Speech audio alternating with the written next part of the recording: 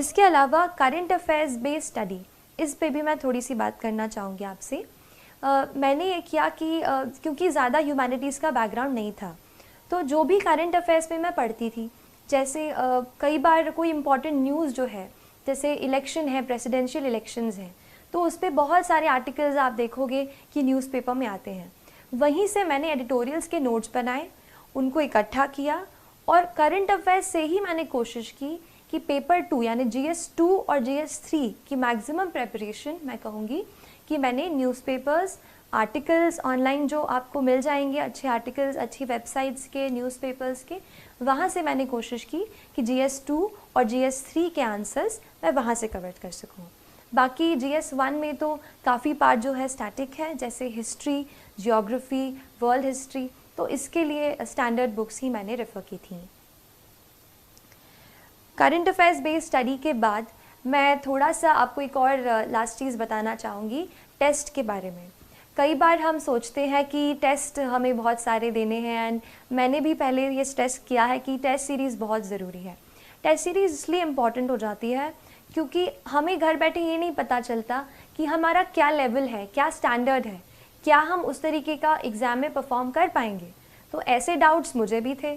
Test देके मुझे ये पता चला कि ऑल इंडिया लेवल पर या जो भी आप इंस्टीट्यूट का ले रहे हैं उस लेवल पर आपकी क्या स्टैंडिंग है।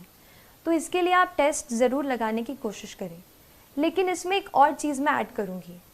टेस्ट हम काफ़ी देते हैं, जैसे मान लीजिए प्रीलिम्स का टेस्ट है, हम 100 क्वेश्चंस तो अटैम्प्ट कर लेते हैं, लेकिन उसके बाद इतने एग्जॉस्ट हो जाते हैं कि उसको रिवाइज़ ही नहीं करते।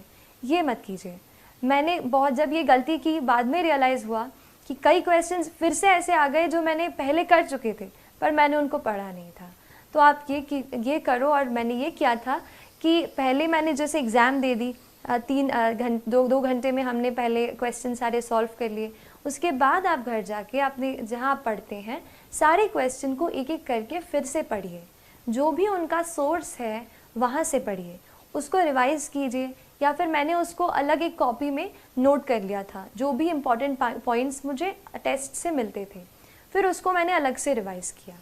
तो ऐसे टेस्ट बहुत इम्पॉर्टेंट हैं क्योंकि एक कंडेंस्ड फॉर्मेट में आपको एक जगह पे सारी चीज़ें मिल जाएंगी।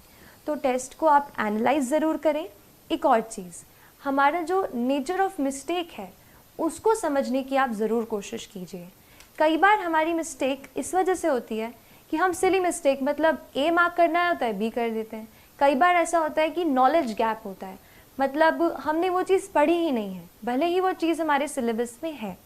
और कई बार ऐसा होता है कि हम बहुत ज़्यादा रिस्क ले लेते हैं कि जैसे 3 ऑप्शन में से एक हमें सही लग रहा है एंड फिर भी हमने उसे अटेम्प्ट कर दिया। तो आप अपने नेचर ऑफ मिस्टेक को एनालाइज करो। मैंने कोशिश की ये पता करने की कि मैं गलती कहाँ कर रही हूँ। मेरा पहले शुरू में नॉलेज गैप आ रहा था, इवन प्रीलिम्स के काफ़ी पास तक ऐसा हो रहा था। तो आप अपने नॉलेज गैप पे थोड़ा सा देखो, कौन सा, जैसे मैंने देखा कौन सा सब्जेक्ट है जिसमें मैं इतना ज़्यादा अच्छा नहीं परफॉर्म कर रही हूँ, तो उसी सब्जेक्ट के फिर से मैंने अपने नोट्स खोले, फिर से उन्हें पढ़ाई की, फिर से उनसे पढ़ा। तो ऐसे करके वो नॉलेज गैप जो है वो ब्रिज हो गया।